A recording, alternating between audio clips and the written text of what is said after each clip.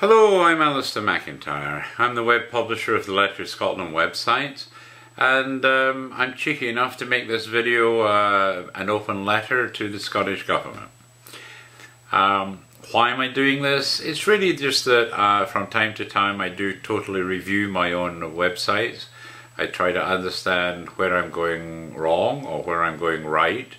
I went to look at the whole marketplace to see where it's flowing, where it might be going in the future, and basically take a completely fresh view of what I'm doing.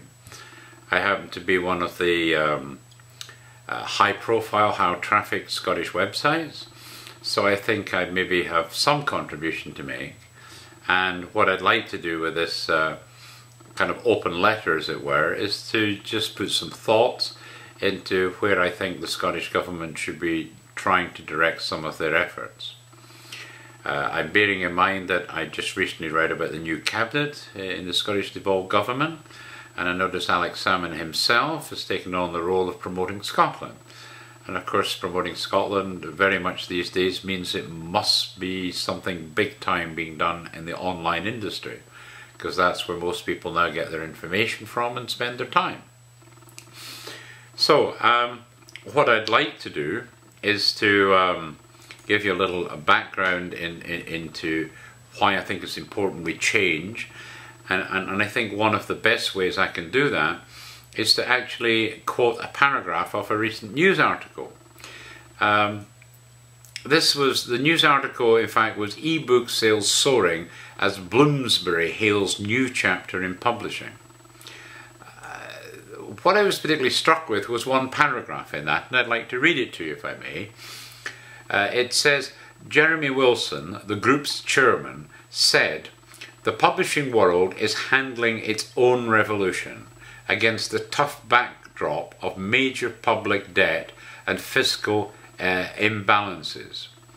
Digital competence is undermining old business modes, spawning new ones, and allowing major new forces to transform or render irrelevant traditional relationships." Now, I think that's an extremely important statement, and it's a statement that everyone should take to hand. Traditional relationships, because so much of what we do to promote our own countries and businesses is still the traditional model, with a half wink towards the new online industry. And I genuinely believe we have to totally embrace the online industry and all the ways we possibly can to make a real difference for Scotland. Now,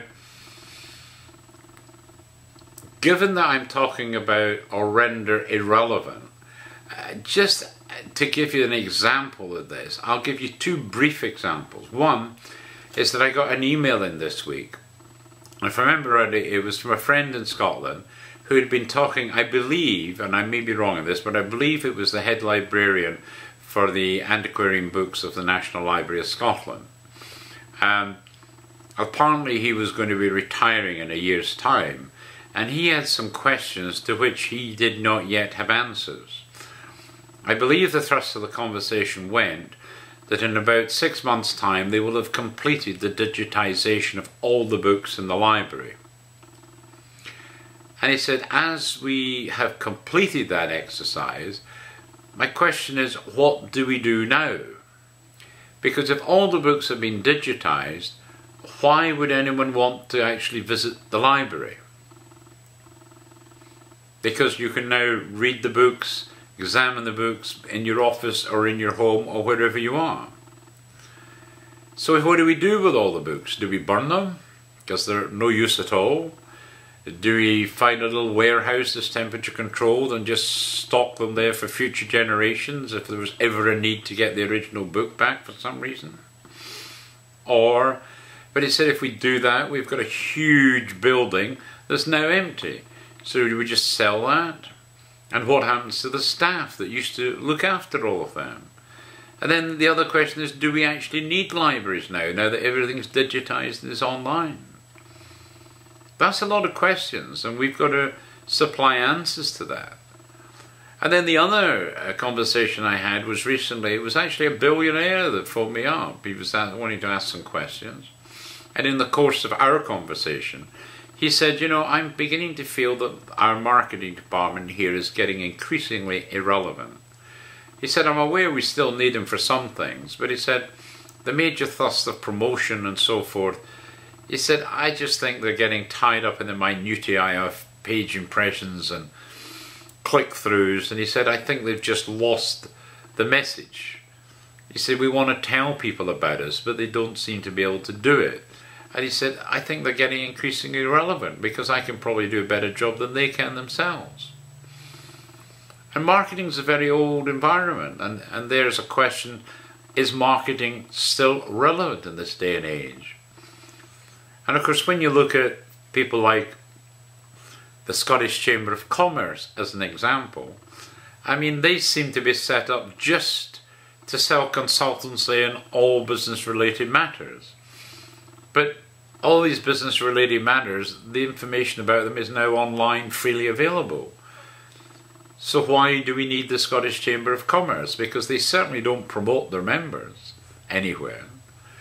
And I sometimes think that maybe the Scottish Chamber of Commerce is another irrelevant organisation which either needs to just close its books or they need to totally transform what they offer the business community. And this applies right across the board. I can tell you that in 1997, I think it was, because I was the largest online operator at that time in Europe, I was asked to give a talk about what the web meant for Scotland. And this talk was given to the Scottish members of Parliament. They were clearly, I mean, there's so much talk about the web back in these days. I mean, every day, headlines in the paper. And we're right in the middle of the dot-com boom era. And clearly they wanted to know what the implication was for Scotland. Was it good, bad, what? I remember saying at the time that I genuinely believed if we grasped the nettle, as it were, firmly with both hands, and the Scottish government took a lead, that we could genuinely bring in billions in new tourism revenue, exports and inward investment. I thought that was really possible, but I feel that we had to be led by the Scottish government, embracing the whole of Scotland, both public sector and private sector. Unfortunately, that never happened, but the Scottish government has a role to insist that if they're giving money to councils or wherever, that at least they do a certain type of work in the online industry to a certain standard. They could require that as part of giving the money. And they can encourage the private sector to do the same and possibly give incentives to come in with a common theme to promote the whole country for the benefit of everyone in it. Unfortunately, that didn't actually happen. We ended up, the government got involved in the fact that they arranged that grants would be given to get individual websites. But that means everyone's done their own thing. There's no real cooperation or common vision for where we can go. And that's where I think we basically failed. And I'd like to give some examples of that so that you can take that into consideration, because what I feel that you really need as a Scottish government is you need to put together a little team, and that little team of people that will really look afresh at the whole marketing of Scotland online. And when I mean the whole of Scotland, I mean you've got to look at the private industry as well as public service. Very important, every aspect is looked at. Afresh, new eyes looking at it. So you probably need to get people that have never been involved before. Ask them to ask the questions, ask them to test things out. I mean, for example, I have just written to all the Scottish Council areas, and to write to them I had to go to all of their websites to find a link or something so I could email them. So that would be like one of the things. How easy is it to do that? And also to ascertain how good are the responses that we get from that. Are they relevant or irrelevant? Do people actually reply when they get these, or do they not reply? I think you really have to ask the nitty-gritty questions. And so they need to do that as individuals, so that we're not saying, we're from the Scottish government, oh, we better answer this. they've got to go out and test it in genuine real life. So if I write as an individual, will I get a response? If I write purporting to be from a business, will I get a response? And so forth. But from that, I think you'll get a much better understanding of how we're doing as a country. I would also put a big plea in for the private sector.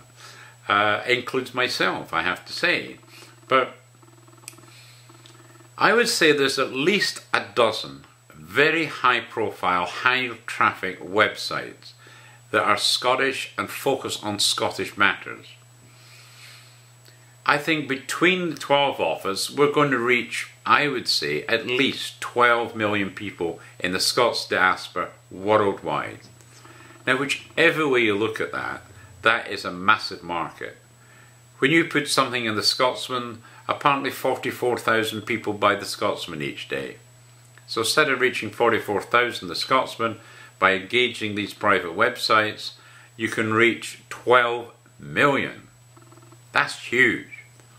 As far as I can see, none of the Scottish government, nor the Scottish businesses or organisations that the government actually support, none of them seem to use any of these private websites.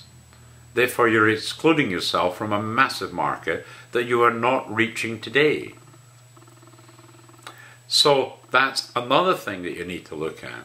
I also think when you're engaging with these commercial websites, you talk to them and see what is possible.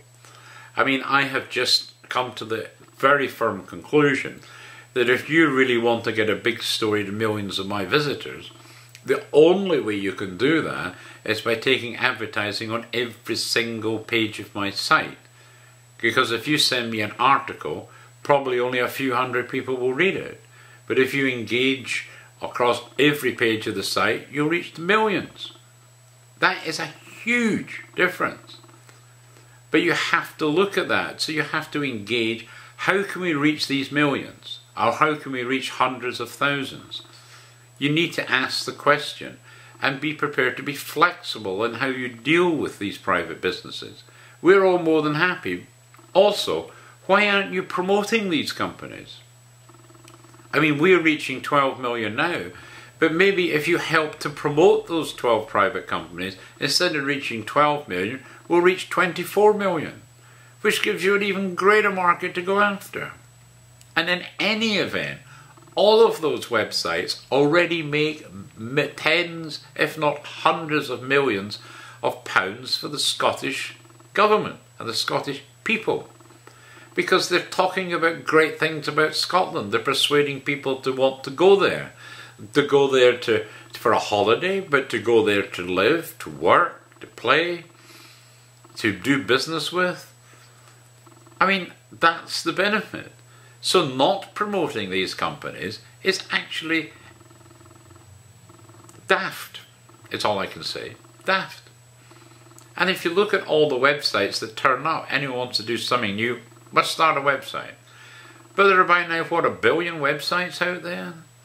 I can tell you, anyone starting a website now is seriously challenged about getting any kind of traffic to it. Because as soon as you launch it, it's zero.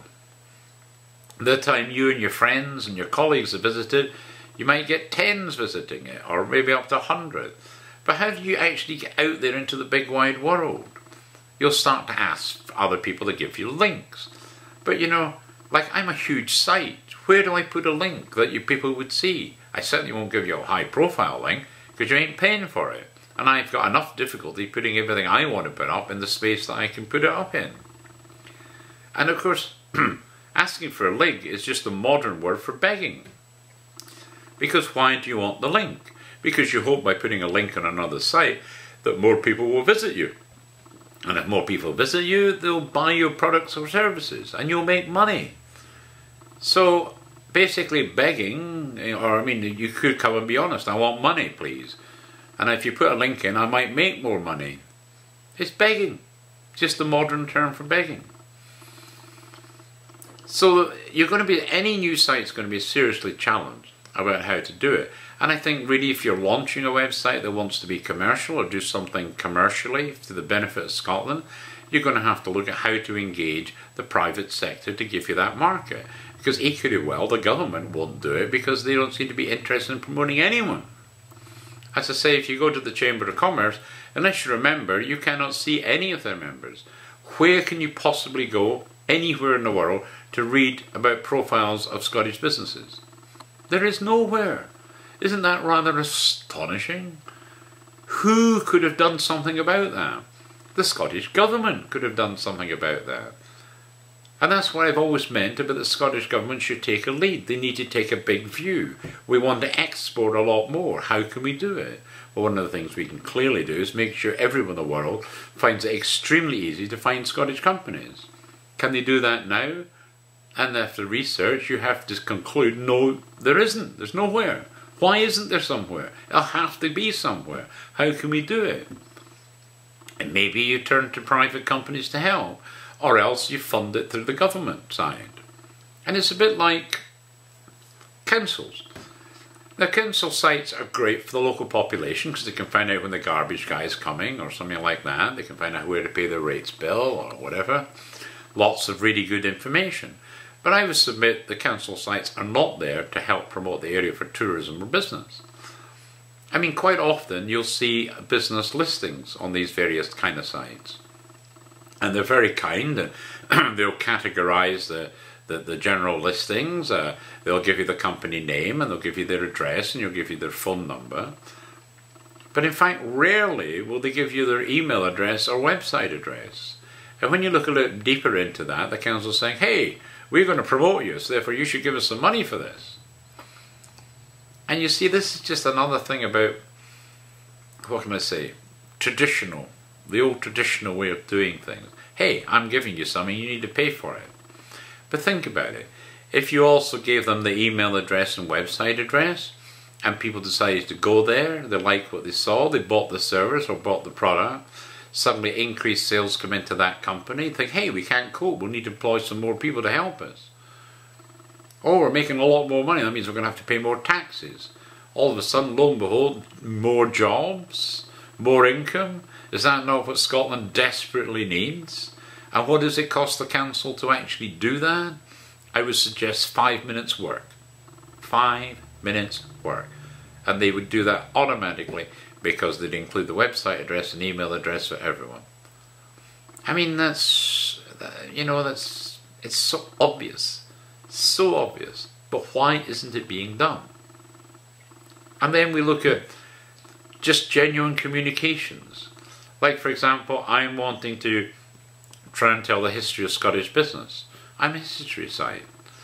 But I can't tell the history of Scottish business because no one's written the history of Scottish business. Therefore, the only way I can get information on Scottish businesses is to write to Scottish businesses. And what I'm offering is a free profile. If they will send me, I've asked, and this is all I've ever asked, I've said, what I want to know is the date you started the company and who started it.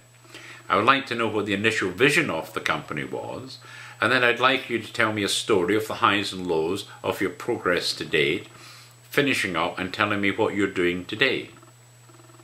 And with that, it would be nice if you could also include any communications information such as your email address, contact email address, your website address or whatever. And I said with that information, you're free to send me a doc file, a PDF file, pictures and videos. I said, admittedly, I will take the final decision on how much of that to put up on the site, but in theory there is no particular limit.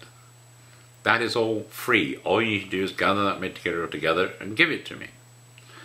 Now I must have contacted over the years something like 350 Scottish businesses, of which 5 have given me information. 5, that's all. And I thought to myself, well, maybe if I go to the Scottish Chamber of Commerce, they'll help.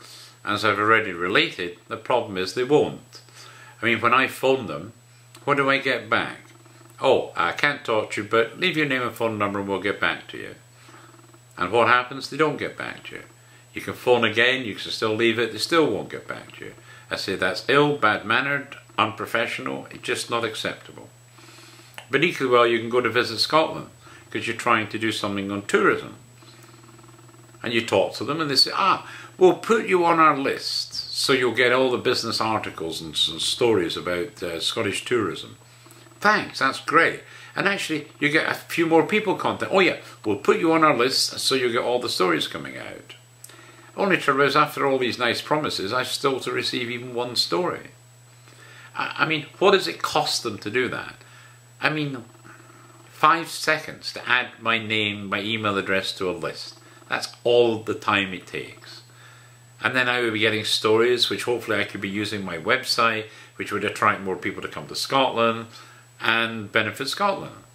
But can they get around to putting my name on a list? Well, clearly not. I mean, this is what I find so incomprehensible. So, when you're also looking at communicating, as I say, I think you really need to look at how to communicate, how to reach these millions of people out there. So you need to keep looking at how you can deal with private businesses that have the massive contact to these. We've got a high profile site, we're high traffic sites, we reach millions of people. How can you turn us into a benefit for Scotland? Talk to us, because at the moment you don't talk to us. So all I'd suggest is have a completely fresh look at how all your institutions are communicating.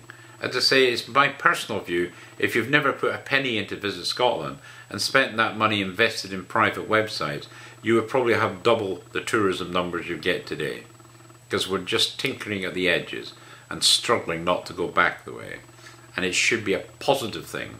Homecoming Scotland is probably a huge example of how you had a massive failure in communication. I mean, any reasonable person would have said you should have at least double the numbers that you actually got. But your publicity for the event was poor and pathetic, and clearly did not use any of the major private Scottish websites to advertise. Well, fine. You're looking for stuff for free? Oh, everyone will give us free links around the place. Oh yeah, we'll get tons of people. Didn't happen. People are fed up with giving stuff for free, because Scotland never gives anything back. You always want something for nothing. And that's got to change. If you want someone to help you, you've got to be prepared to give something back. Either money for direct advertising, or you've got to give us content. You know, if someone wants a link, I mean, what's the point in giving you a link? I've already said it's like begging. But if they came to you and said, listen, Alistair, we'd really like to help you promote. We ain't got no money, but what we can do is we can give you a lot of really great articles which we think your site visitors will really enjoy and enhance your site. Here's a dozen. And if you could put this little profile up for us, which we think would be interesting anyway, and put us a link from there, we'd really appreciate it. Well, that's great, that's fresh, but does anyone do that? No, they don't.